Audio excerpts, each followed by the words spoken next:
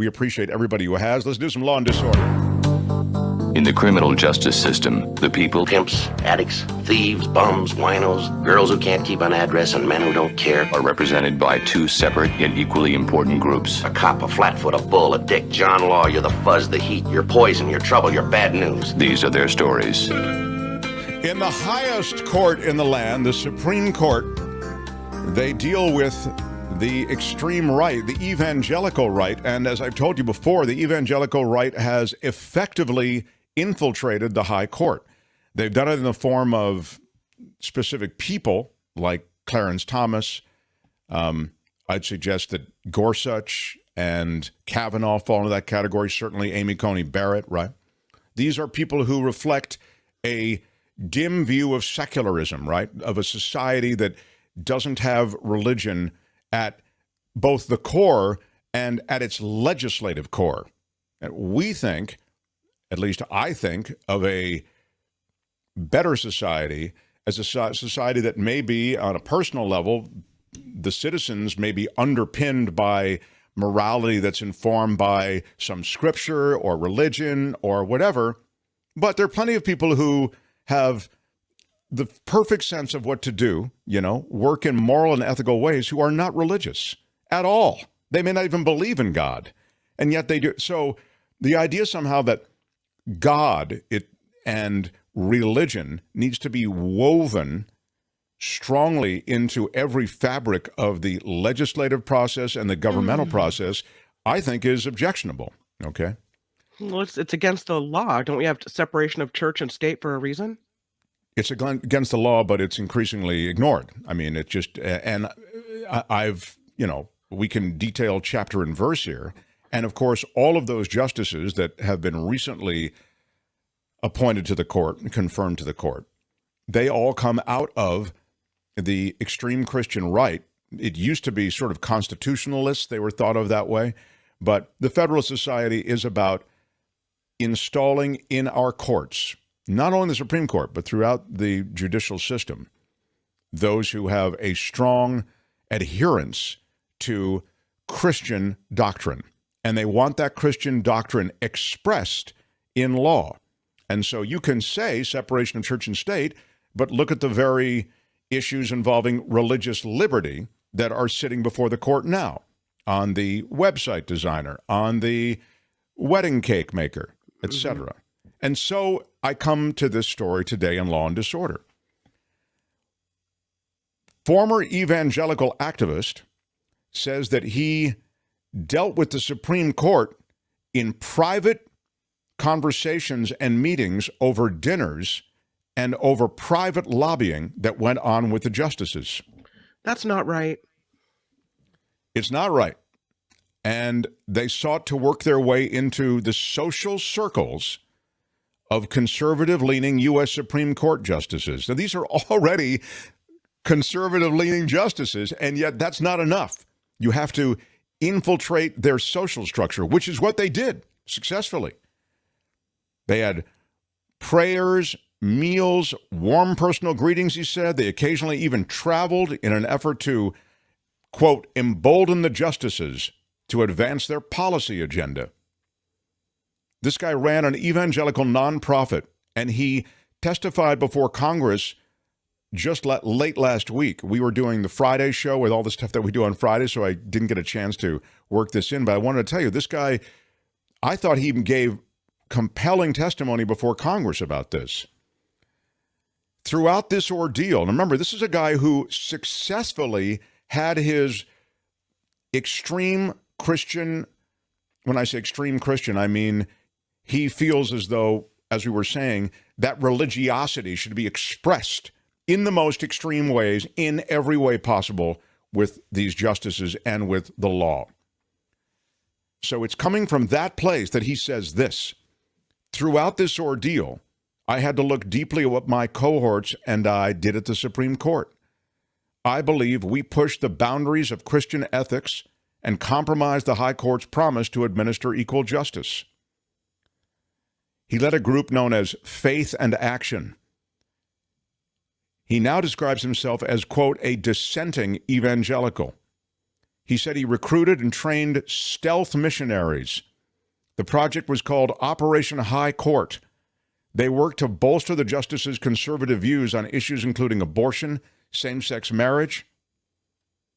They sometimes got what he called a rare level of access and intimacy with the judges. The leak associated with the Supreme Court judgment on Roe v. Wade, that was always wondered about and thought to be maybe leaked by the right. There was another high-profile case where the justices essentially ruled on that Hobby Lobby case. Mm-hmm. And this guy says that he was involved in actually getting the word to the Hobby Lobby people ahead of time as to what the Supreme Court judgment would be. I mean, don't you expect the Supreme Court to be above this kind of stuff? Someone brought up Gavin Newsom meeting behind the scenes with, lobbyists at the French Laundry, whatever. But this is the United States Supreme Court. Right. They should be unsullied and above this. You're right. Kim's 100% right. And the other thing I would say is that we have, I think, ascribed to the court a certain sense of what you're talking about that they don't deserve. They are not apolitical. They've never been apolitical. They are clearly agenda-driven. I think they're radical now. I think they're radical Christian evangelicals who are in court judgments. In other words, their judgments are informed oftentimes by that propaganda or that view of the world. Again, it's an anti-secular view of the world. So I think that's 100% the case.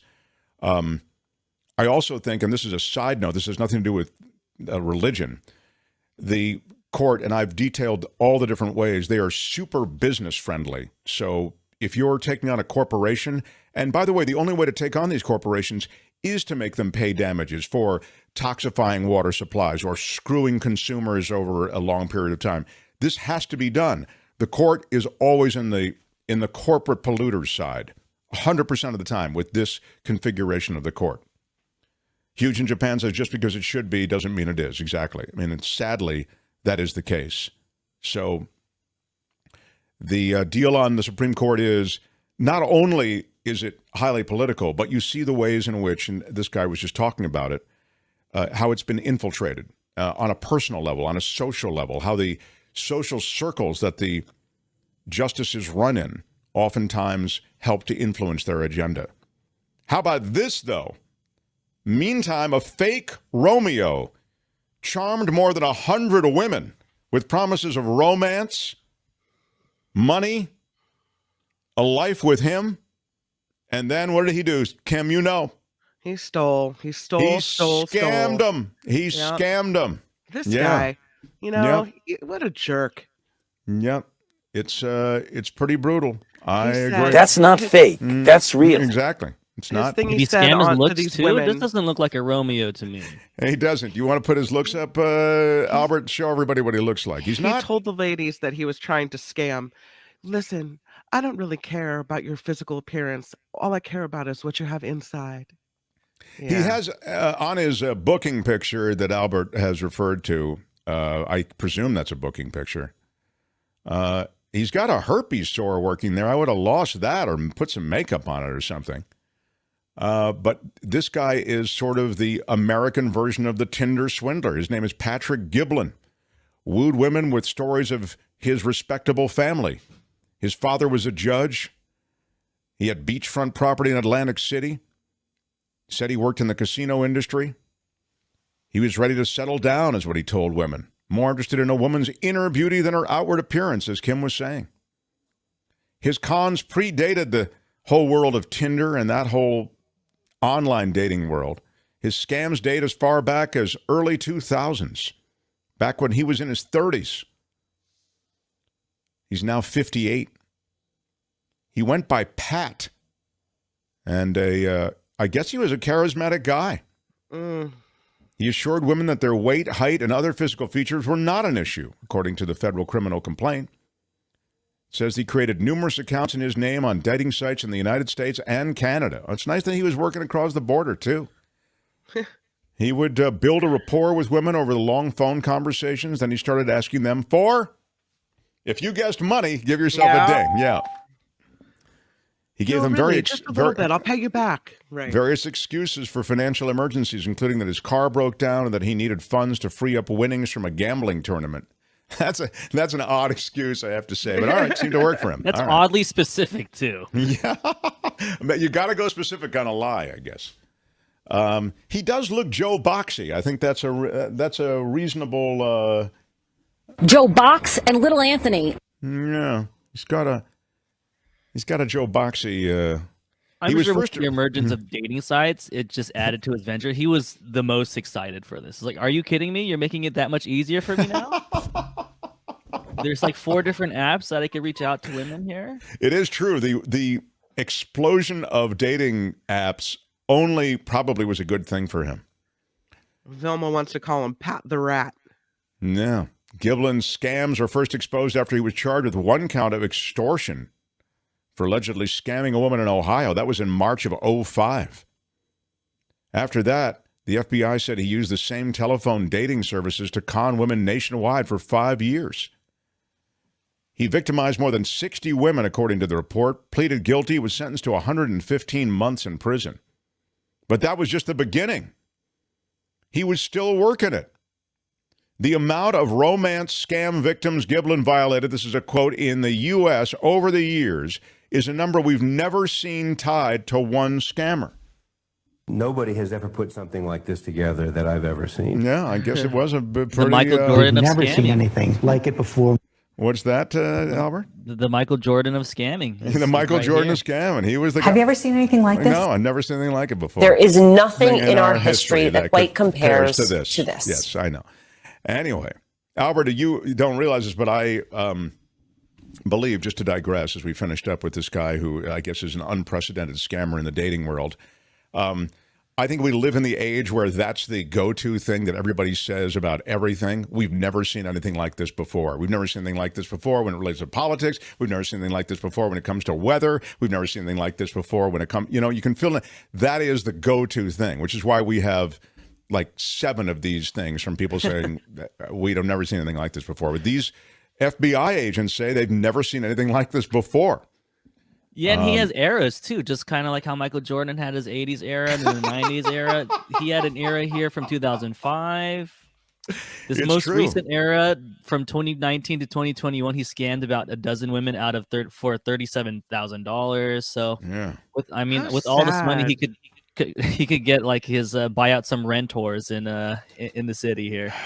Yeah. How sad that there's that many women that are that gullible, and in need of affection and attention. That's the thing, the second thing. They need affection. We all want to feel a connection and affection, and people are lonely. I get it. I really do, Yeah, who are these women who give money to someone who they've never met in person? We've heard these stories for years, so how are they completely gullible? The answer, CR, is loneliness. It really is true. I mean, people want to connect with someone, and sometimes it's worth money. I hate to say it, but I know it's probably not legit, but I like talking to him. I mean, I understand it. I wish it weren't the case, but people they're bereft of a community or a connection with people these days. And I think there are those who take advantage of it. And maybe he's just really good at what he does, unfortunately, right? He's super charming. We haven't seen the receipts, but clearly it's worked. Yeah. By the way, he did escape from federal custody once.